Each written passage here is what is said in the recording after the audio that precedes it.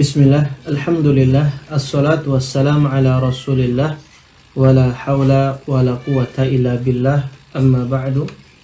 Ayah bunda sekalian yang mencintai Allah dan semoga pula dicintai oleh Allah subhanahu wa ta'ala, pernahkah ayah bunda mendengar nama seorang ulama yang sebenarnya namanya begitu masyhur dan terkenal, di mana beliau mempunyai nama asli Fudail bin Iyad? Pernahkah ayah bunda mendengarnya? Dia adalah seorang ulama yang begitu harum namanya. Imam Az-Zahabi rahimahullahu ta'ala dalam kitabnya Siyar A'lam An-Nubala membawakan banyak sekali pujian para ulama terhadap sosok ulama yang berkarisma satu ini.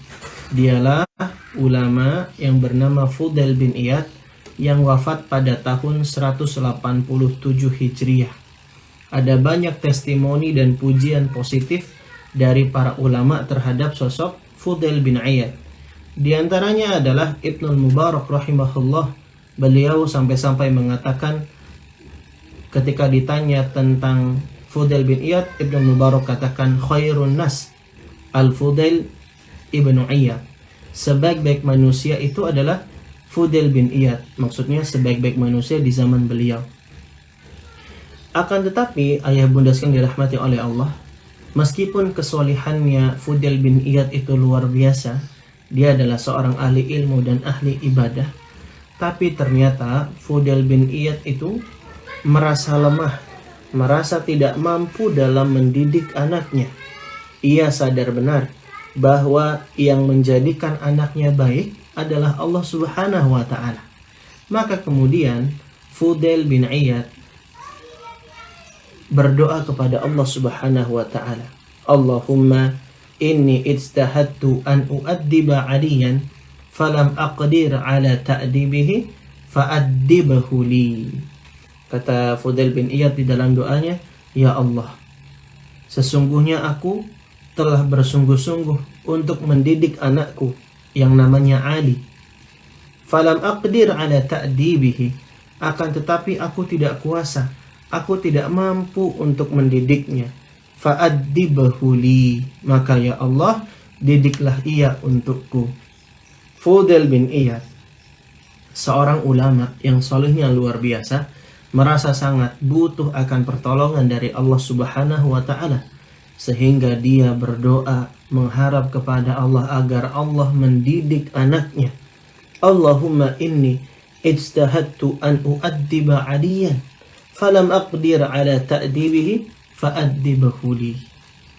Ayah bunda sekalian dirahmati oleh Allah subhanahu wa ta'ala, siapa sangka anaknya yang bernama Ali kemudian menjadi hamba yang begitu takut kepada Rabbnya dan sangat lembut hatinya.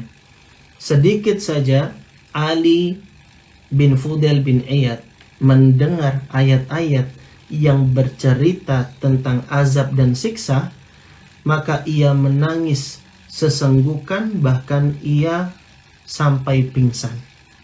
Dan tahukah ayah bunda, Ali bin Fudail bin Iyad bahkan dikisahkan meninggal dunia dikarenakan mendengar ayat yang dibacakan oleh ayahnya di saat sholat.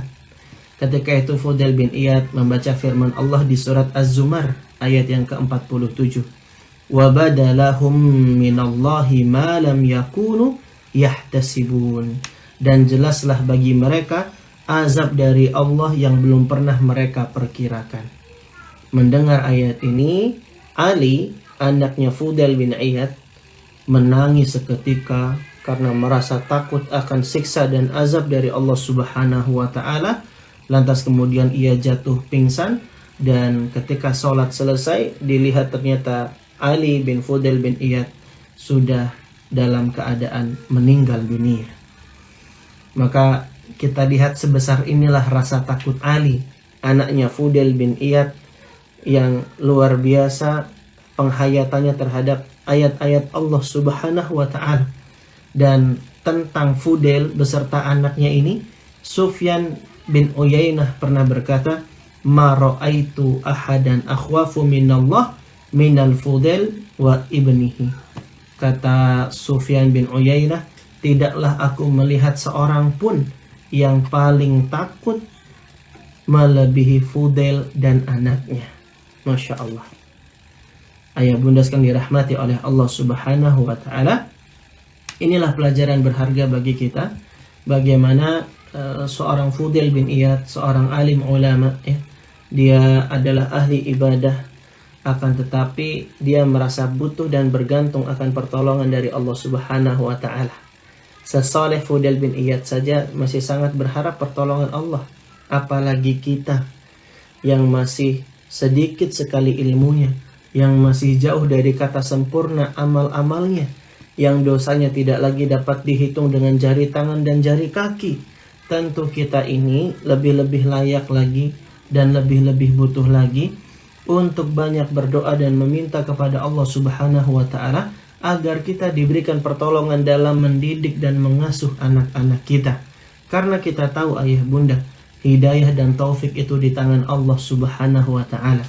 Ibnul Qayyim dalam Al-Fawaidnya mengatakan, anna kulla khair fa asluhu minallah. Segala macam asal kebaikan itu datangnya dari taufik Allah Subhanahu wa ta'ala. Meskipun kita sudah belajar, meskipun kita sudah ikut seminar parenting dimanapun itu berada, tapi kalau Allah belum memberikan hidayah dan taufiknya, maka sulit anak kita bisa menjadi anak yang baik. Oleh karenanya doa ini adalah kunci kebaikan yang paling utama. Dia adalah puncak dari segala macam teori parenting. Ayah bunda sekalian dirahmati oleh Allah Subhanahu wa ta'ala, ini pula lah yang menjadi metode para nabi terdahulu, di mana mereka juga bersandar kepada Allah Subhanahu wa ta'ala. Nabi mengajarkan kita untuk banyak berdoa agar kita bisa mendapatkan anak yang soleh dan solehah. Tercatat di dalam Al-Quran bagaimana Nabi Ibrahim alaihissalam berdoa kepada Allah agar anak keturunannya menjadi anak-anak yang saleh. Apa kata Nabi Ibrahim yang Allah abadikan doanya di dalam Quran surat As-Saffat ayat yang ke-100? Rabbi habli minas salihin. Ya Rabbku, anugerahkanlah kepadaku keturunan yang termasuk orang-orang yang saleh. Ini doanya Nabi Ibrahim. Nabi Ibrahim juga berdoa, Rabbi ja'alni muqimas salati wa min dzurriyyati Rabbana taqabbal du'a. Ya Rabbku, jadikanlah aku dan anak keturunanku menjadi orang-orang yang tetap mendirikan salat. Ya Rabbku, perkenankanlah doaku. Ini doa Nabi Ibrahim alaihissalam supaya diberikan pertolongan dalam pengasuhan dan kemudian anak-anaknya tercetak sebagai anak yang soleh dan anak yang gemar mendirikan salat. Begitu pula halnya dengan Nabi Zakaria alaihi salam. Allah abadikan doanya di dalam Al-Quran surat Ali Imran ayat yang ke-38. Apa doanya Nabi Zakaria alaihi salam? Rabbi habli min ladunka dzurriyyatan thayyibah innaka sami'ud du'a. Ya Rabbku, berikanlah aku dari sisi engkau seorang anak yang baik. Sesungguhnya engkau maha pendengar doa. Kita juga mengambil pelajaran bagaimana Allah menyifati hamba-hambanya yang sejati, yaitu ibadur rahman, yang mereka berdoa kepada Allah agar diberikan keturunan yang menjadi penyejuk jiwa. Rabbana hablana min azwajina wa dzurriyyatina qurrata a'yun waj'alna lil muttaqina imama.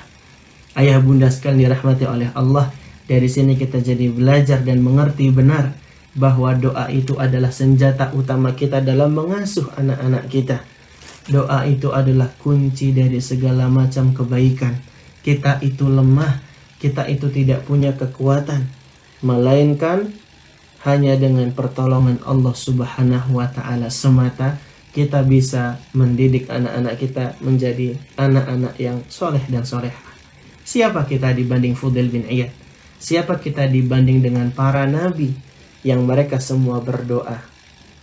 Bolehlah kita mengambil sebab yang banyak, ikut seminar parenting di mana-mana, tapi kalau hati kita tidak bergantung dan bersandar kepada Allah Subhanahu wa ta'ala, maka akan sulit bagi kita untuk mencetak anak yang soleh dan solehah.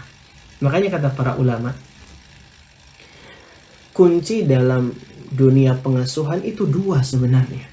Yang pertama adalah doa, yang kedua adalah keteladanan. Hari ini kita belajar tentang pentingnya berdoa, dan insya Allah besok kita akan belajar tentang pentingnya keteladanan.